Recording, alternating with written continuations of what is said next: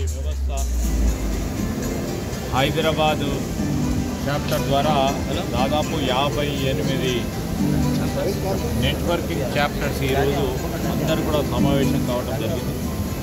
వివిధ రాష్ట్రాల నుంచి వచ్చేసిన అనేక మంది ప్రతినిధులు దీంట్లో పాల్గొని ప్రధానంగా ముఖ్య చిన్న మధ్యతర పరిశ్రమలకు సంబంధించి వారి ఉత్పత్తులు, వారి వాణిజ్యం, వ్యాపారానికి సంబంధించిన అనేక అంశాలపై ఈ 2 రోజుల పాటు కూడా వారి కాన్ఫరెన్స్ నిర్వహిస్తూ ఒక ప్రక్కన ఇక్కడ ఉత్పత్తి చేస్తూ ఉన్న మరి ప్రోడక్ట్స్కు మార్కెట్ లింకేజ్ కార్యక్రమ భాగంలో ఇక్కడికి వచ్చేసిన అనేక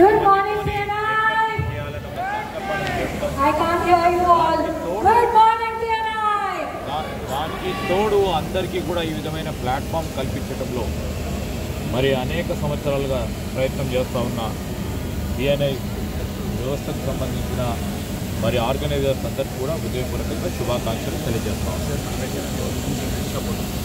ఈరోజు ఇది ఎంఎస్ఎంఈ పాలసీని తీసుకురావడం అనేది పెద్ద ఎత్తున ఎంఎస్ఎంఈ ఇండస్ట్రీస్ని ముందుకు నడపాలనే ఆలోచన భాగంగానే మొట్టమొదటిసారి తెలంగాణ రాష్ట్రం ఏర్పడిన తర్వాత 10 సంవత్సరాల తర్వాత కూడా మా ప్రభుత్వం ఈ పాలసీని తీసుకురావడం, ఈ పాలసీలో ప్రత్యేకమైన ఉద్దేశం ఏంటంటే చిన్న మధ్య ముఖ్య పరిశ్రమలను పెద్ద ఎత్తున ప్రోత్సాహం చేయాలనే ఒక ప్రధానమైన ఉద్దేశంతో ముందుకెళ్తాం.